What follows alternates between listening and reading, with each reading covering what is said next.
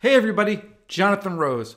The Fed's out, and as expected, there's no change in rates. Not really big news, but there was big news in the overall market.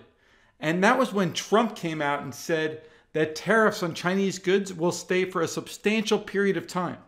So in front of you, S&P futures. If I put it on a daily, one of the big reasons for the run-up was because of tariffs.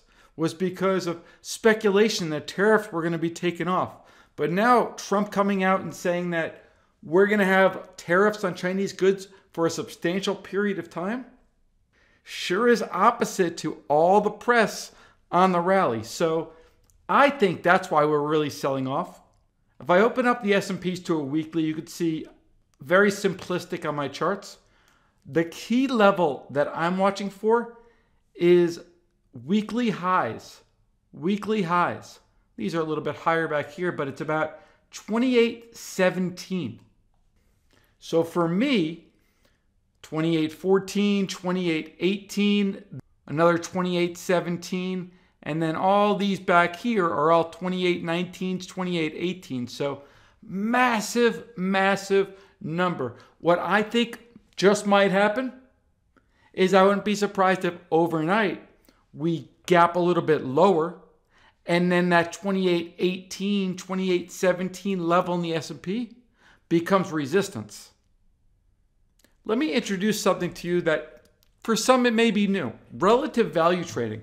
In front of you, all I did was took the S&P 500 and the Nasdaq and subtracted one minus the other. S&P minus Nasdaq. We can do these because the ratio is literally for one S&P, you trade one Nasdaq if you're going to trade them as a pair. Here's a chart going back to mid-2018. You can see the behavior between the relationship between the two, how they move against one another. So what's been happening as we rally, the Nasdaq has been outperforming the S&P. That's why the spread's going down. You would make money if you were selling one S&P and buying one Nasdaq. You would be making money on this move. Now that the market has finally turned, I would think that this spread turns as well. So those who are long S&P and short Nasdaq would benefit if this turned.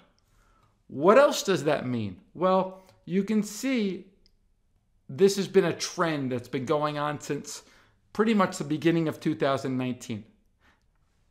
The Nasdaq has been grossly outperforming the S&Ps on this rally. To me, been doing this for a long time, not that surprising because the Nasdaq's going to be a little bit more volatile. But what happens when it turns? What happens when Trump announces that they're extending tariffs? One of the key reasons we had such a big rally now reverses. I would have to expect the relationship between the S&P and Nasdaq reverses as well. And as it pulls back, the Nasdaq, a little bit more volatility, falls quicker than the S&P. What can we do? Well, knowing that the S&P is very inexpensive to the Nas, something you can do is instead of selling the S&P, if you're bearish, you could still be bearish the S&P, but sell Nasdaq instead, because we know the relative value relationship between the S&P and the Nasdaq. We know the S&P is inexpensive relative to the Nasdaq. So if you're going to sell one, don't sell the S&P, sell the Nasdaq.